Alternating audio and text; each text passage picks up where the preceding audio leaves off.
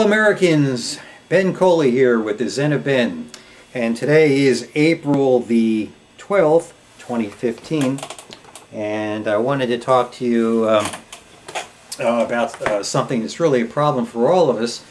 I hope you're all well, and I'm hearing now rumblings in on the news about who is thinking about running for president finally. It looks like some people are indicating their willingness to step forward, sort of who we felt that Hillary Clinton would probably throw her hat in the ring as a Democrat, I would assume, and perhaps Marco Rubio on the Republican side, and maybe Rand Paul. Now look folks, I told you before, my theory is, and my philosophy is, that things are not going very well right now. Things haven't been going very well. As a matter of fact, I told you, being a pilot, you know, you're on a downward trajectory here, and we're not on a steady decline, a steady descent. Our rate of descent is actually increasing, and the global economy, the global politic, the nearness to war, the the mad scientists who have the clock that's the atomic clock that tells you how close we are to nuclear annihilation, where we're all going to kill each other. One way or another, they moved the clock last week to 2 minutes before midnight. Now, I can't even remember last time it was that close, but I think during the Cuban Missile Crisis it may have been that close. But in any case, things are not good. We have many political problems, and I believe that the worst problem and problems aren't even being discussed, and that's where I'm coming in here.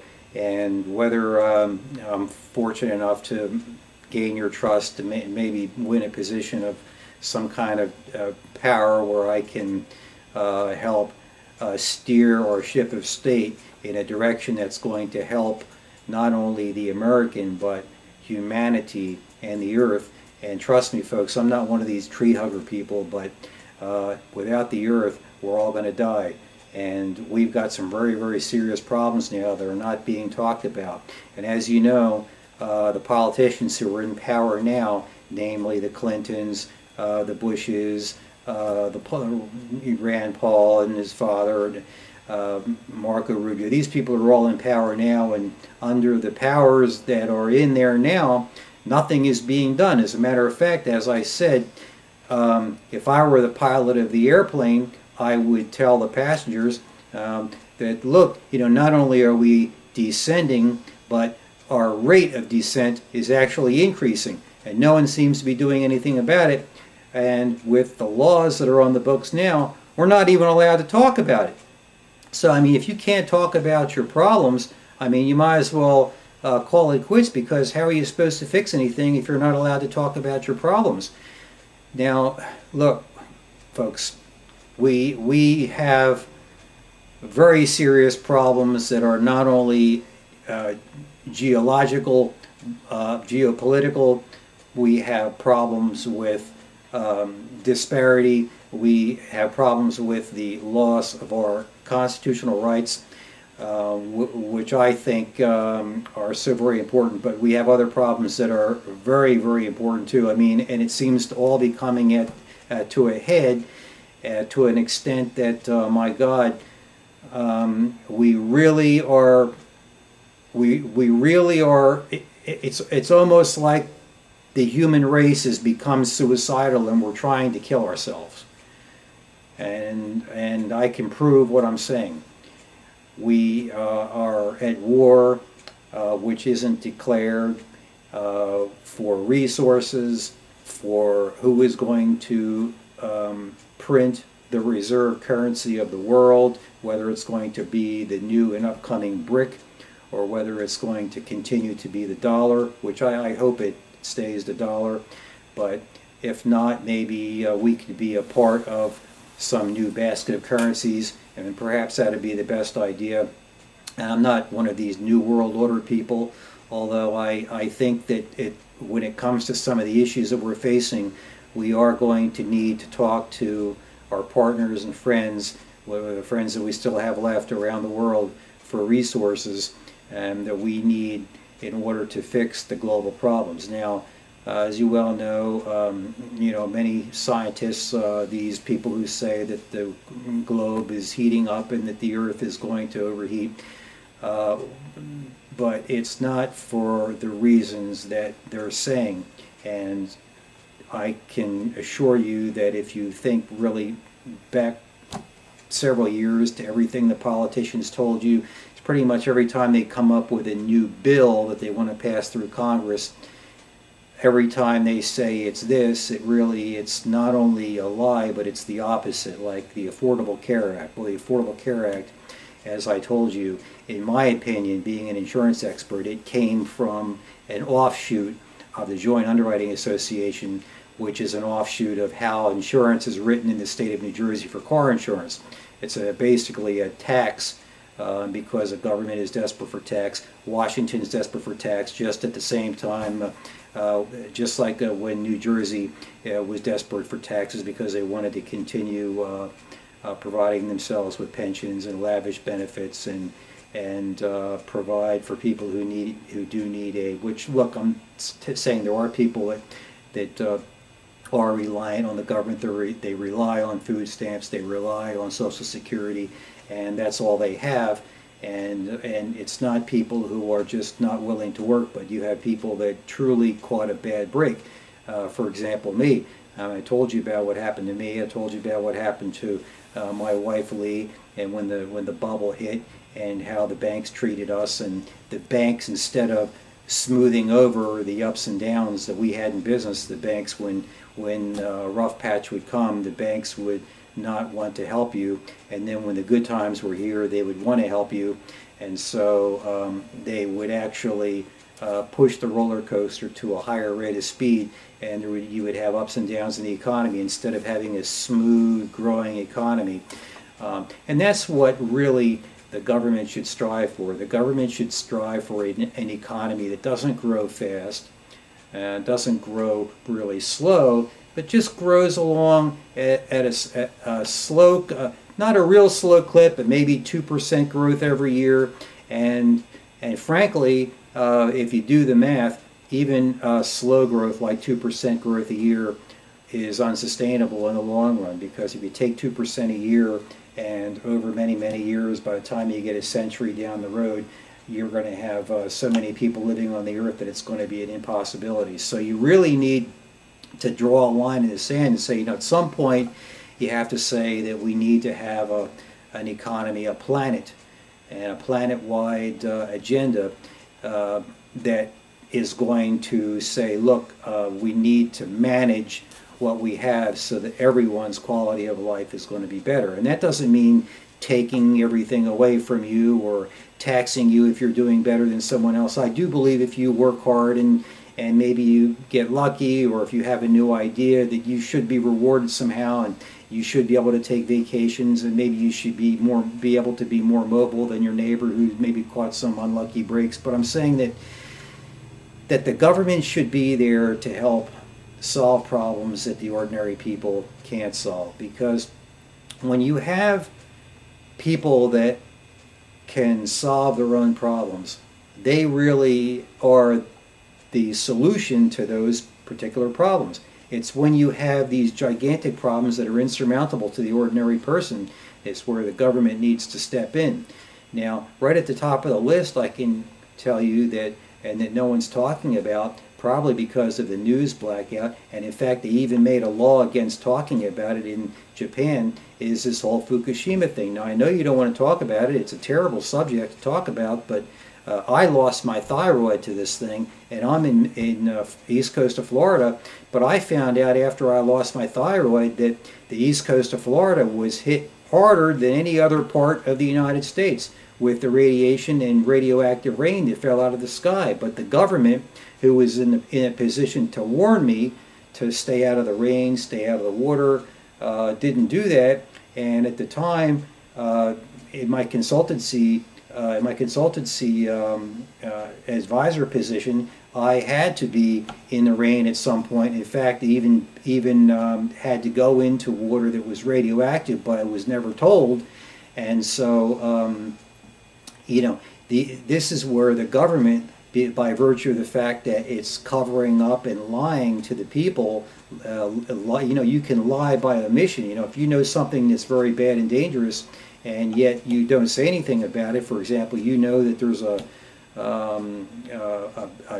tree out front on your property, and you know that the tree's going to fall down, and the tree surgeon came to your house and he said, well, I fertilized your tree and I noticed that the root that holds the tree from falling to the left, which is over to your neighbor's house, that root is completely compromised because it's rotted out, and insects have eaten it away, and if we get a strong wind from the west, it's going to blow the tree to the east, and that tree that weighs 10 tons is going to land on your neighbor's roof, and they have 4 kids over there, and it could potentially kill everybody in the house.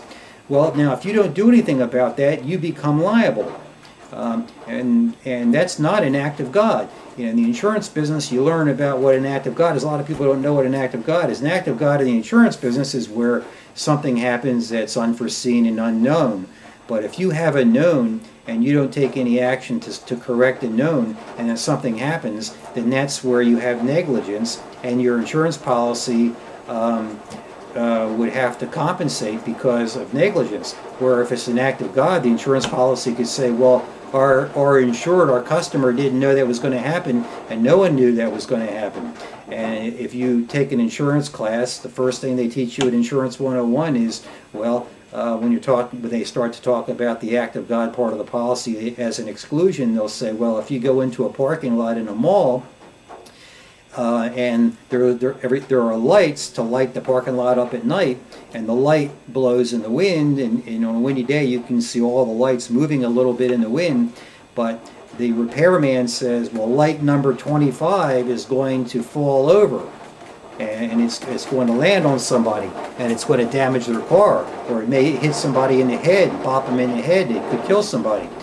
Well, if you don't do something about that, then that's not an act of God. But if there's nothing wrong with the light and the light falls over, then that's an act of God, and no human can be held responsible for that. So, but we have a situation here where we have the government that surely and firmly knows about bad things that are going to happen in the future, where action can be taken, but they take no action and they keep their mouths quiet because they don't want to spend the money, or they're not going to be in office when the bad thing happens, and they pay no attention to it, or they don't want to frighten everybody. But you know, we don't go through life because and live a whole life under a government that doesn't want to frighten us. If there's something bad coming, it's better to tell us so that we have a chance to prepare, so that we can, what they call, mitigate or reduce the damage that's done, because if you tell us, we can take remedial action, and we can reduce the damage that's being done. Because we're not children, we are. That's right. We're not children. We're all adults here, and I'm not saying that the children need to be scared. I mean, we were scared to death as children, as if we were supposed to be able to do something about it. When I was in kindergarten, I had to duck under my desk, and they said, nuclear bomb attack, nuclear bomb attack. This is a drill for a nuclear bomb attack, and we had to go into the hallway, siren. And the air raid siren downtown would be blasting, and the Elizabeth Haddon Elementary School siren would be blasting, and the fire siren would be blasting, and we all had to hide under our desk, or we had to run into the hallway, whatever they told us to do that day, and we had to duck and cover. And then some of us would ask, well, what are we covering up for? It's not like a fire drill. In a fire drill, we all run out of the building, and then the teacher would start to explain to you about these atomic weapons, and that are so dangerous that they're going to kill everybody on the earth, and you're just a kindergarten, and you can't sleep at night because you're worried about these atomic bombs.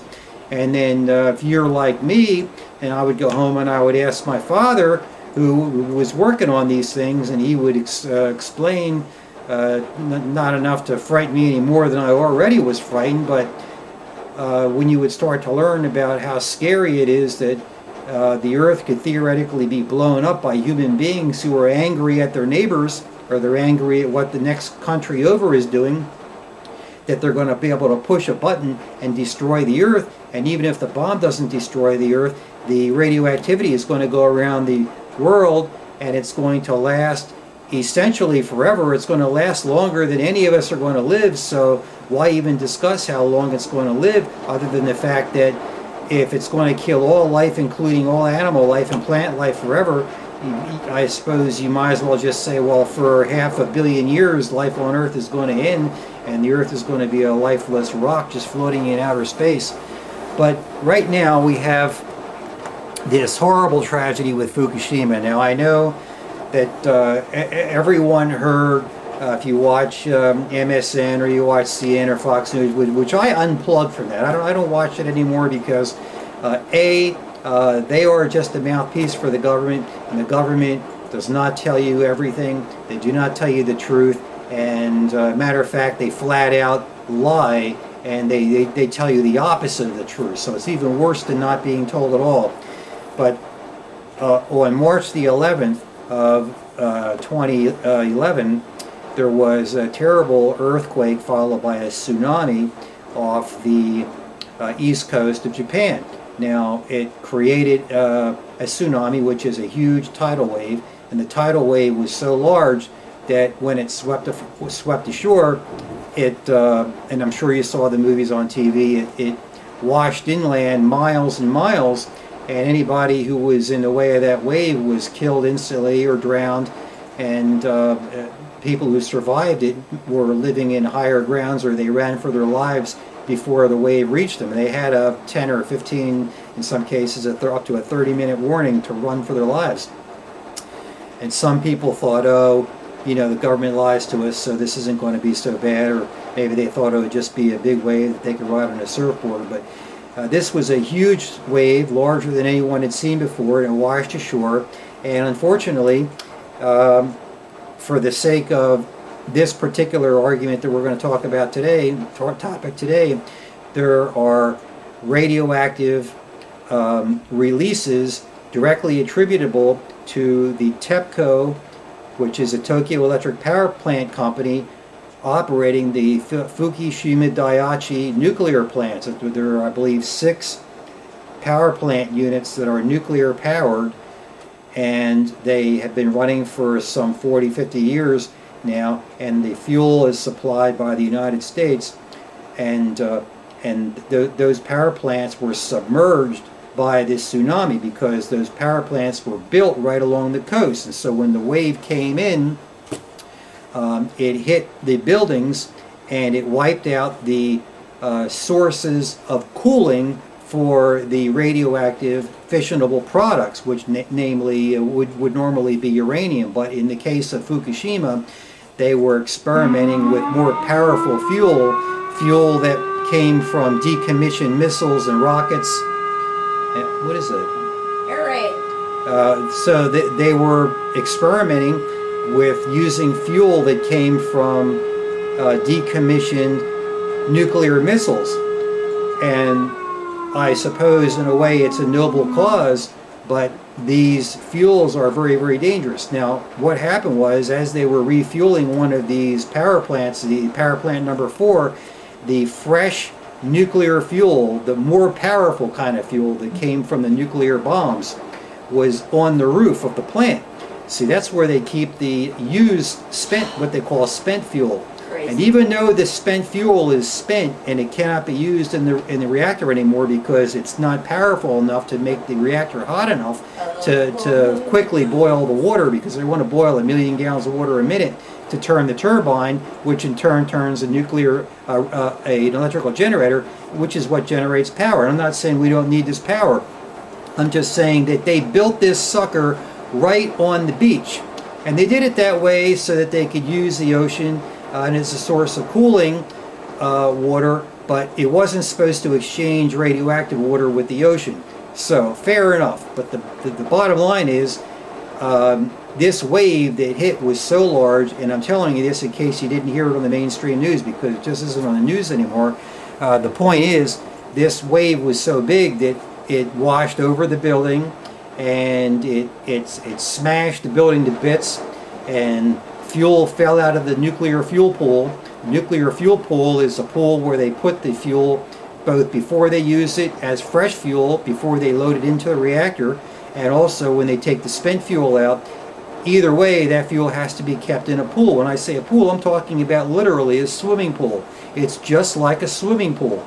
And those rods, those uranium rods, have to be kept in water because they're so hot. If they don't put them in water, they're going to catch fire. They have a cladding on them called zirconium cladding, which left to its own devices will catch fire, and the uranium is in the pellet form and it's inside the tube. So it's like having a barrel of a gun made out of zirconium, and then inside you have the nuclear pellets all piled in one behind the other.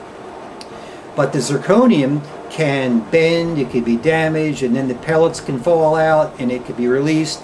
In any case, it could bend, and if these rods are not perfectly straight, and there's something like 18 feet long and maybe 3/4 of an inch or an inch in diameter, these pellets have to be put into the reactor perfectly straight, and they cannot touch each other, because the closer they come to each other, the more they react, and they become critical, which is what you want. When you're trying to make electricity, you're trying to get these rods close enough together that they fission, and when they fission, they get hotter and hotter and hotter, and the closer you put them together, the hotter they get, and the more of them there are, the more the hotter that they get. And so the reactor is designed to house so many of these rods, and they're so close together that they get hot. Now, after they wear out, some 18 months after they install them, they take them out. That doesn't mean that they're going to cool off all the way. They still stay really hot. They're hot enough that they would catch on fire if they just threw them on the ground or buried them in a hole. You can't just bury them in a hole in the ground, because they're highly radioactive, and they're going to be radioactive for some half a million years, and maybe even up to 1 billion years, because they have different, they break down into different daughters of radionuclides, and each one of them has a different half-life. And either way, these rods are so dangerous, if you go anywhere near them, you'll die immediately. If you don't die immediately, you'll die in 5 minutes or 10 minutes or 10 days, depending on how close you get to it and how long you're exposed to it. So you have a problem here where this whole thing was wrecked, and it's not being cooled properly, because to cool it now, they're just throwing water at it because the pipes burst. The pumps that were supposed to cool the thing stopped running because they lost electricity. The electricity that powers the pumps to keep the water flowing stopped because they were submerged by the salt water from the Pacific Ocean. When that gigantic tsunami wave came in, it submerged the pumps, and thus ruining the electrics of the pumps, I would imagine. But they didn't say that. They said that the diesel generators were in the basement of a plant, and that the basement filled up. But I also would think that the pumps, even if the pumps were working on site, that they too would have been hit by salt water, and the electrical windings in the pumps would not have run. I know this from recovering so many boats where the boat engine went underwater that you have to replace the starter motor and the alternator, anything that has copper coils in it. So even if they could have got electricity to these pumps, it's doubtful that the pumps would have turned. But that's where you're hearing this talk about, oh, we needed batteries to power the pump, and we had backup batteries. But if those pumps go underwater, and if they're not completely waterproof, and they really can't be because they have to draw air in to cool the pump, so I would imagine water got to the pump too. So no matter how you look at it, they were in a world of hurt, and regardless of the mistakes they made, the principal mistake here is that there was a reactor that was very close to the ocean. Now, if the reactor was inland, like when the Russian reactor, what was the name of that place? When the Chernobyl disaster happened, that reactor was much, much smaller than these reactors at Fukushima. And those reactors, that reactor only had a partial meltdown. It did not melt down all the way. And the amount of fuel, the radioactive uranium fuel inside the reactor, was not anywhere near the volume of fuel that were in these Japanese plants. And in fact, the Japanese used so much power coming from this plant that they had not one reactor there, but they had 6 reactors, and they build them close together as a matter of making it easier to service them, and so that the whole workforce can service 6 reactors in 6 buildings, and all the buildings are all within a quarter mile of each other, and so the men can exchange jobs and walk between them, and that's understandable. So it's kind of like a campus of a college where the college campus covers maybe a quarter of a mile or a half a mile, and all the buildings are there, the teachers and professors and students walk, and so that area of the earth that encompasses the college is all in that area. So the Japanese, and their infinitesimal wisdom, and they're smart people, they're very innovative, and they certainly are industrious, and they almost beat us in World War II. I mean, if it wasn't for the atom bomb, it's possible they would have beat us in World War II. But and they're just a little island, for God's sakes, and they didn't even have their own oil.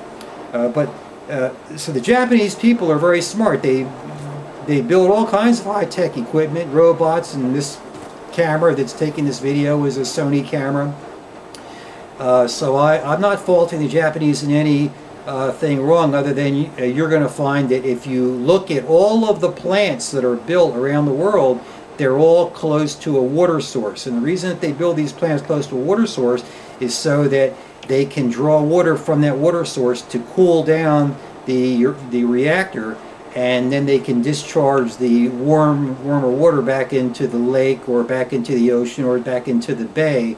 And so when they talk about global warming, well, I mean, my God, you don't have to have an automobile that's producing carbon monoxide or carbon dioxide and throwing that up into the air, causing a greenhouse effect that is trapping the solar rays.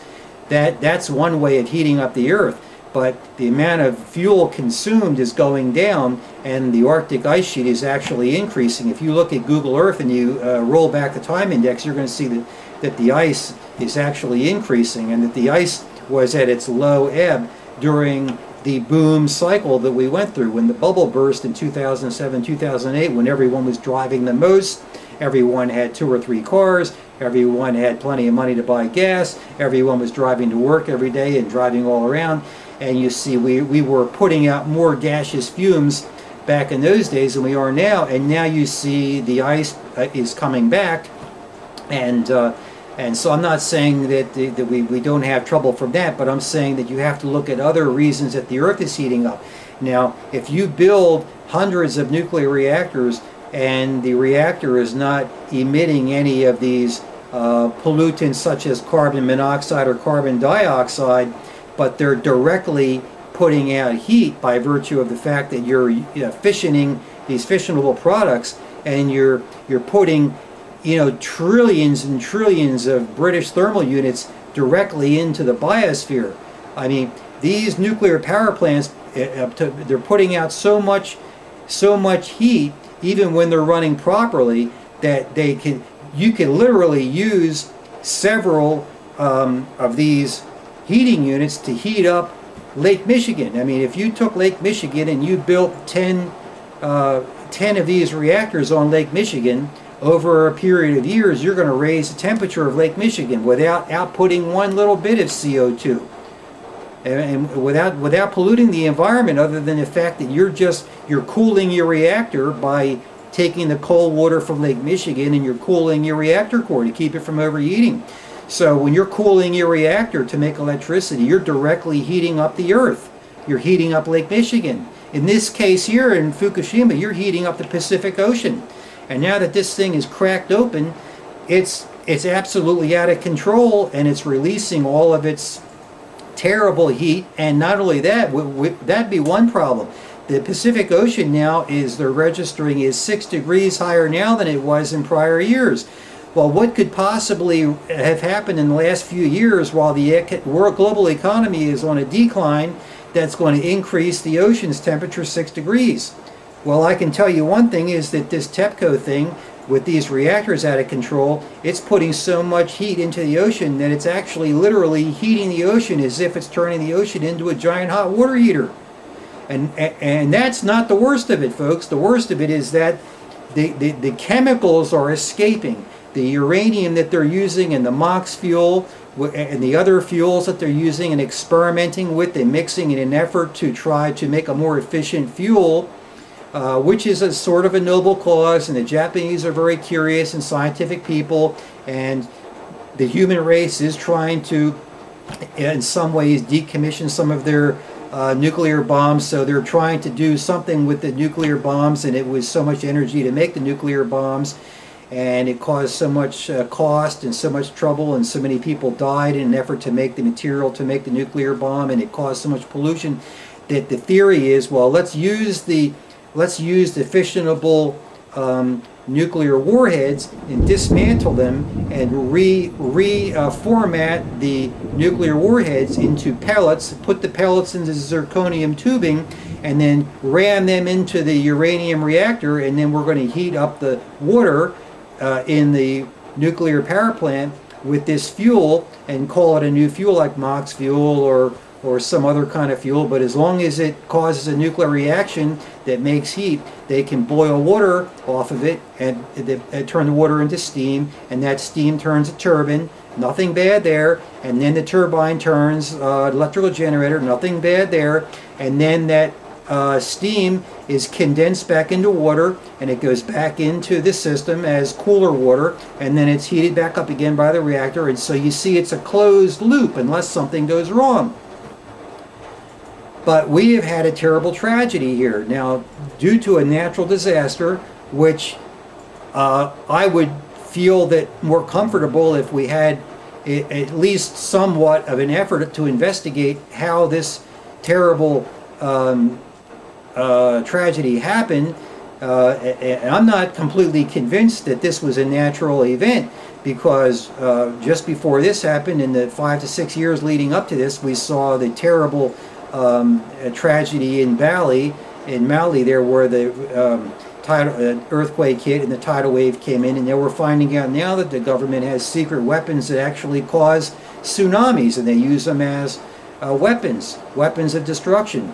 So you may have to, if I were in charge, I would send the U.S. Navy, or I'd send an impartial party or an international team of experts to go out and inspect the ocean floor to see if there's evidence of tampering, evidence that maybe there were nuclear detonations in the ocean, and that one of these nuclear tsunami generating weapons, which the government has and they admit to, could have been used to set this thing off. And if that's the truth, then you have to ask yourself, well, who in the world is angry enough at Japan that they would want to cause such destruction?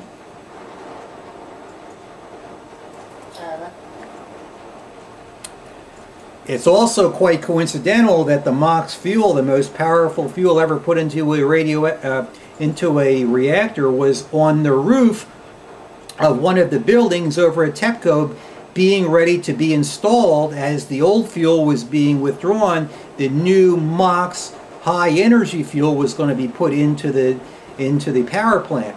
And for that wave to hit at just that moment, I mean, I just don't believe a lot of coincidences. I know that I'm not paranoid, but I don't believe 100% in coincidences. And I think it certainly wouldn't be all that hard for someone to, maybe Woods Hole University or whatever, to go out there and look and examine the Earth. At least we'll learn something about the geography of the area, which we need to know anyway, because we have got to stop this thing from leaking. And if it's going to be rebuilt or reopened, which I sort of doubt that can ever happen, but at the very least it's got to be shut down to the point where it's not leaking. Which brings me to item number 2. After we find out that this is hopefully a natural event, we might be able to figure out a way of preventing this natural event from ever happening again. For example, if the Earth has crusts, and we all know that the Earth has plates and the plates move, perhaps a small nuclear detonation at the right time, maybe every decade or so, in the right place under the Earth, could actually cause a small tremor versus a 50-year horrible tremor that's going to knock the entire city of Tokyo down, or the entire city of New York. And perhaps we should investigate with our scientists. I mean, we have reached a point now of science where humans should be able to control a lot of what happens on the Earth. And I'm saying that it should be used in a good way and not in a bad way. And we also need to simultaneously investigate whether or not it's possible that this tsunami and earthquake and everything wasn't the result of maybe 200 nuclear detonations timed to go off to create a gigantic tsunami and what appeared to be a natural earthquake, because it's awful coincidental that that fuel was on the roof of the building, fuel that had never been used before in a reactor, and it is extremely dangerous, and that the tidal wave came to shore right at a place where there's not one reactor or two reactors, but a conglomerate of 6 reactors. So they wiped out 6 reactors. So let's just think about this from the standpoint of, well, I'm going to make a James Bond movie and I have to think of a fancy plot of how the bad guy is going to do something bad to the Earth and hold the Earth ransom. You know, the typical Bond movie. Well, if I were a bad guy like Goldfinger or something, I might call the president or call up the New World Order or whoever the frick's in charge of things now and say, if you don't give me a lot of money, I'm going to detonate something under the water and it's going to cause a tsunami and I'm going to wipe out New York. I mean, who's to say that there isn't something like that right now, that off the coast of North Carolina or off the coast of New York there's somebody put a nuclear weapon that's designed not to blow the city flat, but it's designed to create a tsunami enough to submerge half the city in 25 feet of water and thus cause more damage than the actual bomb itself would cause. And so you see, this all needs to be looked into. Now, the reason it hasn't been looked into, in my view, is the fact that we all expect that Japan is subject to tsunamis, it's subject to earthquakes, but that's not to say that someone didn't help things along. And it's awful suspicious, the timing of the whole thing, where the MOX fuel was on the roof, and I don't think it would be very hard to send deep diving submersibles down there to see if there's any evidence of radioactivity down there indicating that there were bombs placed down there, or possibly evidence of crater holes at the bottom of the seabed down there at the right place, or some kind of evidence. But at least an effort should be mounted with the budget that we spend for literally nothing. It would put a lot of scientists to work. Furthermore, it would advance our knowledge of how the crust of the Earth moves, which we're going to need to know to move into phase 2 of this. How are we going to fix this Fukushima thing? The fact that it happened in March of 2011 is immaterial. Fox News is saying, oh, that you're talking about the old disaster from March 2011 as if it's over with. It's not over with. It's still leaking. It's leaking and there's no end in sight. They have no technology right now to plug that thing. The rods have collapsed. The swimming pools ran out of water at the very least. They haven't retrieved the nuclear fuel yet. There have been meltdowns at 3 or 4 of these reactors, which means that the fuel came together instead of staying separate. And like Chernobyl, once it comes together, remember I told you those rods aren't allowed to touch, what happens is they get so hot that then they melt. And once it melts, then it's going to just fall as, if you ever saw molten metal, certainly if you ever watch Discover TV or whatever, or History Channel, or how things are made, you see how a blast furnace pours molten iron and they mold an I-beam to build the Empire State Building, and they melt the iron. Well, that's the same thing, and they're melting the uranium. The uranium comes together, it just gets so hot by itself because it's fissionable, it makes its own reaction and it melts. And we're talking about temperatures here that are hotter than the sun. And so this thing is glowing, probably white hot, hotter than the sun. The uranium or whatever fuel they're using, MOX fuel or whatever, it's going to just sit there hot as the sun until it eventually runs out of energy.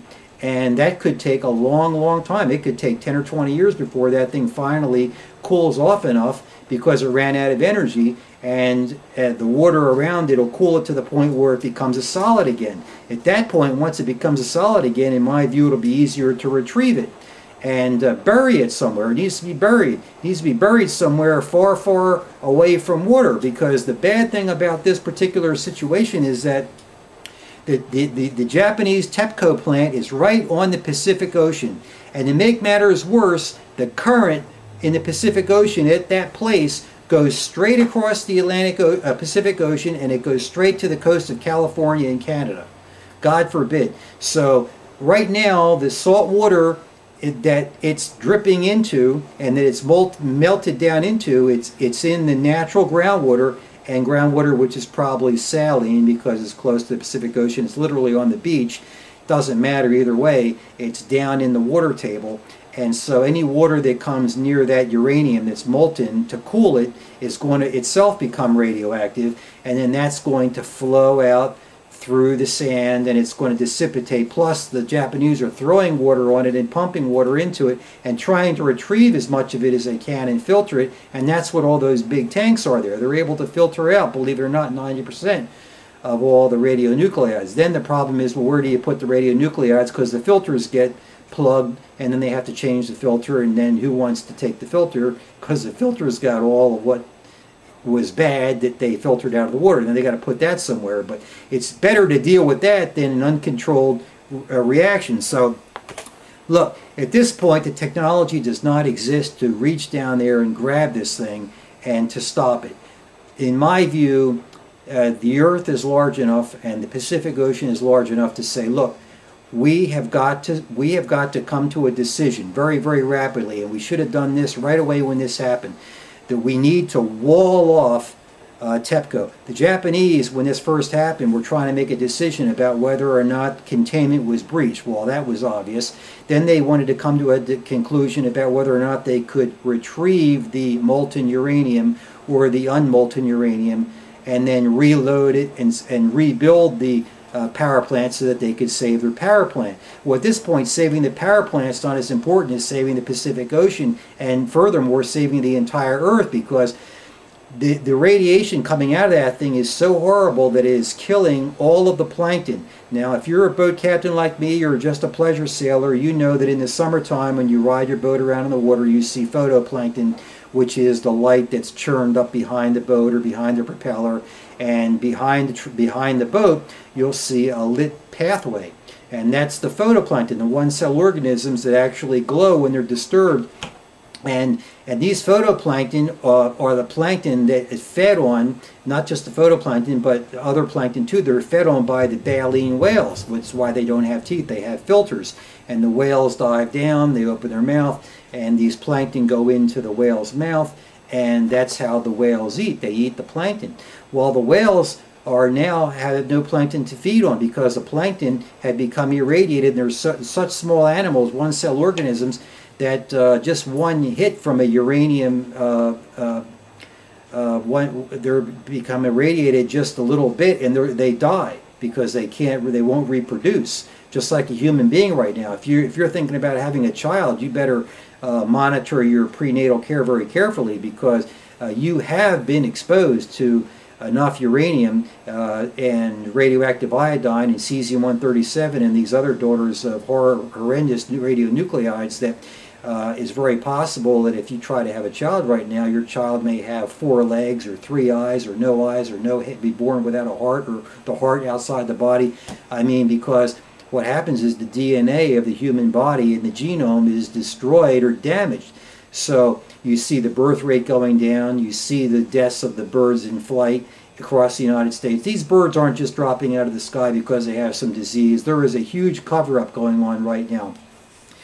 What I propose is that we immediately not stop the Japanese from doing whatever they want to do. If they want to try to save their power plant, I say more power to them. But I say what we do is that we build a gigantic containing wall, and we forego and give up a part of the Pacific Ocean. The Pacific Ocean is gigantic. So a lot of our top scientists are saying, well, the solution to pollution is dilution. And if a little bit of these radionuclides get into the ocean and the ocean becomes a little more radioactive, don't worry about it, because the ocean is so big, it's like a drop in the bucket. It doesn't matter. But these radionuclides are so powerful, and if you come in contact with just one atom gets into your body, you will develop cancer. If you get one atom in your body of this chemical, you're going to develop cancer. And we're leaking 300 tons of this radioactive water into the Pacific Ocean every day, going all the way back to March 2011. And nobody told you about that. Not to mention the fact that under the ground, this hot as sun blob of molten core is hitting the water at the water table and boiling it down there, instead of it being boiled in a containment vessel which is making steam to turn a turbine. It's just boiling and steaming and coming up under the ocean in the form of bubbles, and it's coming up through cracks in the earth and through the sand, and it's going up into the sky, and it's going into the water, and trust me, folks, they're measurable levels, and the tuna are infected with this. You could call it an infection, I guess, but when they eat the smaller fish, then they ingest it, and it bioaccumulates. The reason it bioaccumulates is because it never goes away. It lasts the half-life of it, which means how long half of it stays active as the chemical that it is so long. For example, cesium is 37 years, and that's kind of a middle-of-the-road sort of a thing. And you hear them talking about radioactive iodine. Well, there are different kinds of radioactive iodine. The best kind is half gone in 7 to 9 days, and that's the kind that ruins your thyroid. That's what happened to my thyroid. So somehow I got hit by Fukushima radiation, or it could have been a local power plant here. There had to be a fresh fresh nuclear accident or leakage from the plant. So I mean, I have to feel like I should blame somebody, but I don't know who to blame. It's really hard to track it down who to blame, but all the doctors are telling me the only way that what happened to me could have happened is by radioactivity getting into my thyroid. Now, that being said, other radioactive isotopes also got into my body, because you don't get radioactive iodine without getting the other things too, like the strontium-90, which is a calcium mimicker, and I had enough college physics that I know some of this stuff, but that will go into and mimic calcium, and so your bones will uptake it, and it will go into your bones, and then what happens is you'll develop leukemia, because it'll go into the lining between the marrow and the bone, and it'll be radioactive, and so it'll damage the marrow, and then when the marrow makes the red blood cells, they won't be correct, or it'll stop making the red blood cell. It does countless damage, and it does different things to different people, and different isotopes. There are so many different forms. There are hundreds, maybe even thousands of these isotopes out there, and they're all a different chemical, and they're man-made, and they did not exist in natural nature before a man came around and started spinning centrifuges and making these things in an effort to make bombs or an effort to make uranium, which was a noble effort to make. Look, I understand the need to have electricity, but at this point we have the ability to make enough electricity on the earth, and especially now that we have more efficient television sets and we have efficient bulbs that make lights with hardly any electricity at all, that we can make enough electricity to run things without the need for the tremendous amount of electricity that a nuclear power plant generates. So these nuclear power plants over time can be phased out. And you have to remember that even if you phase these nuclear power plants out, you're going to have to deal with the used spent fuel. That's what the Yucca Mountain is all about, and what the Whip Mountain is all about, where they dug a hole and they put the dirty chemicals down there because they want to get them away from human beings. Otherwise, you would be killed by the radioactivity.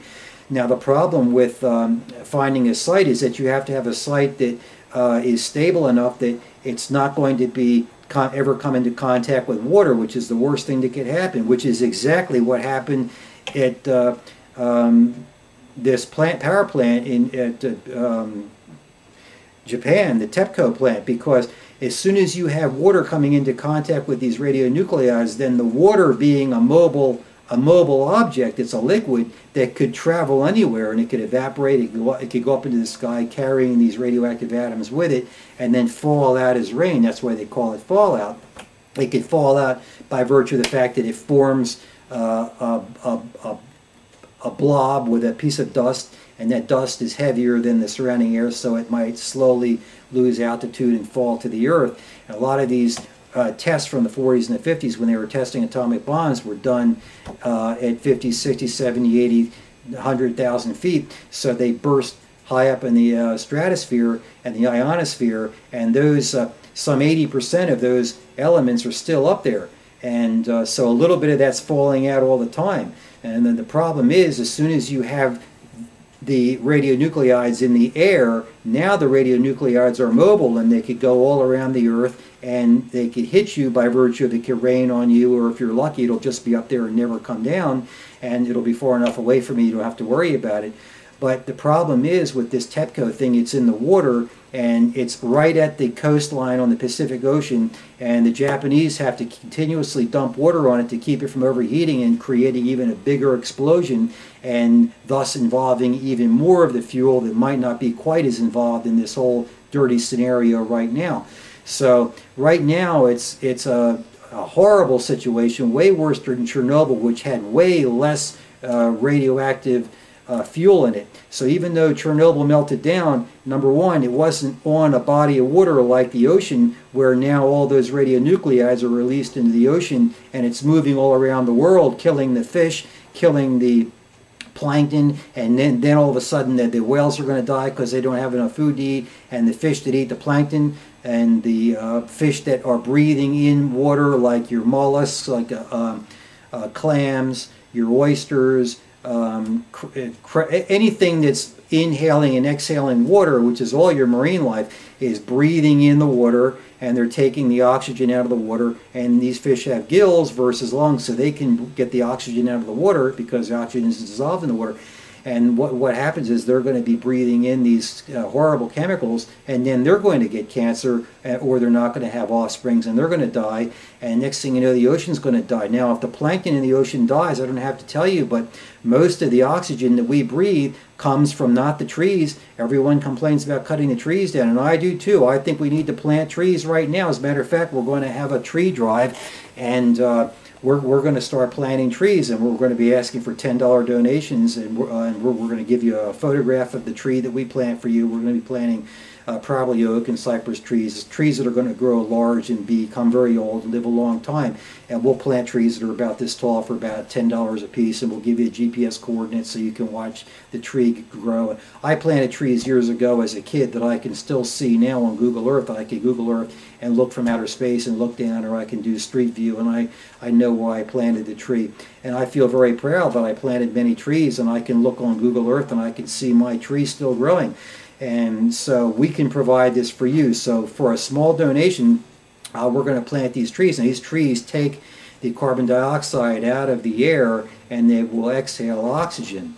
And the more carbon dioxide we have in the air, so the happier Al Gore gets, and the more carbon dioxide we have, the faster your new tree is going to grow, which is what you want. And the faster your new tree grows, the more oxygen we're going to have to breathe, because otherwise we're all going to suffocate. But the problem is, most of the oxygen in the earth that's going around the earth right now came from the ocean. It comes from the one cell and the tiny little creatures of the ocean that are 1 cell and 2 cells and 10 cells. And that's where if you took a cup of water and out of the ocean and looked at it under a microscope, which I have a microscope right here and I've done many times, you're going to see all kinds of plankton growing. The water is full of life, and right now in the Pacific Ocean, that life is dead or dying. And so that's why we're having so much problem with the walruses. And you say, well, why would a walrus die when a walrus breathes air? Well, the walrus eats fish, and the fish eats smaller fish, and the smaller fish eat these plankton. They also eat the crabs, and they eat the mollusks, they eat the oysters, they eat barnacles, they eat all these things that are going to be directly affected at the lowest and at the first level. And as soon as these chemicals are released, those small items and those small fish and those microorganisms are the first ones to die. Then the smaller fish that eat those small animals, or the large whales or the filter feeders, are going to die because they won't have anything to eat. And even if they do eat a sickened plankton, then they're at greater risk of not being able to have birth to a normal calf. And eventually you see this whole sea ecosystem is going to collapse. And unfortunately, this seawater is coming straight to the USA and straight to British Columbia, the western shore of Canada. And it's absolutely horrible. Now, for the most part, we're talking about it hitting Alaska, British Columbia, Canada, west coast of Canada, the United States, but it's going to circulate, and eventually it will crisscross down and go into the southern current, and it will eventually circulate throughout the whole world. You know that it's a liquid. No matter which way the liquid is turning, it will eventually mix, and the entire Earth is going to be affected. But either way, the Pacific Ocean is the largest ocean, and if we lose all our plankton in the Pacific Ocean, you are going to lose one hell of a lot of oxygen. And we're not going to have air to breathe, folks. We are not going to have air to breathe. So even, not only are we being irradiated, and your offspring, your children, are going to have DNA defects, and they're going to be mentally retarded and have other problems too. If you're lucky, they won't. And I hope to God that doesn't happen. But it could happen to you. The problem is that if you become irradiated, and it's easy to be irradiated, all you have to do is live in Florida and go out in the rain. And it's going to get in your hair, it's going to get all over your body. All you have to do is take a Geiger counter and you can measure it. As a matter of fact, if you have the right kind of camera, you can take a picture of it, as I did last night. It was raining here last night. It's raining now. Last night I went outside and I took a picture, and you could see the radioactive iodine on the ground, in the grass and in the wet leaves. I mean, it's horrendous. It's scary as hell. And so, you know, don't go in the rain, because you're going to get hit by this radioactive iodine, which frankly is the best thing to get hit by, but it will affect your thyroid. Now, when your thyroid gets hit, you're going to develop a heart arrhythmia, and your blood pressure will go up. That's what happened to me. Then they're going to think you have heart problems when you really don't, and the doctors are encouraged not to tell you, so they're not going to be doing the thyroid test. I encourage you right away to not listen to them. Get your thyroid tested. You need to have your T3 and T4 and TSH tested. And what will happen is your T4 levels will be normal and your TSH will go high. And that's proof that your thyroid's not putting out. And then you're going to need to have supplements for the rest of your life. Furthermore, you're going to have your thyroid either chemically removed, or it's going to have to be cut out, or both. I had to have a chemical, I was treated with a gigantic killer dose of radioactive iodine, which killed every thyroid cell in my body. So even though my thyroid was breaking apart, that chemical tracked down every thyroid cell in my body, whether it was cancerous or not, and killed it. So I have no thyroid, and now I have to take a pill every day, and you're suffering the same fate. So if you're not feeling well, folks, it's probably because you've been hit by this. And the east coast of Florida got hit the hardest. So if you're anywhere between the east coast of Florida and California, you know sure as hell you got hit by this. And not to mention, if you live anywhere along the Pacific Ocean, or you eat a lot of seafood, it's in the seafood, folks. It's a measurable amount. And the United States EPA and the Food and Drug Administration raised the amount of edible cesium in your food to 10 times what it used to be. And Japan didn't. So they're exporting their seafood to us, and the EPA is not testing your seafood. So there's your government not working for you. And I'm telling you, folks, if I were in power, that seafood would be tested, and we would figure out another way of saving these animals. We're going to have inside aquariums. We're going to have to save the sea life so that we can restock the Pacific once we figure out some way of shutting down these radionuclides. Now, we're going to do a segment 2 in just a minute here. We're about out of time.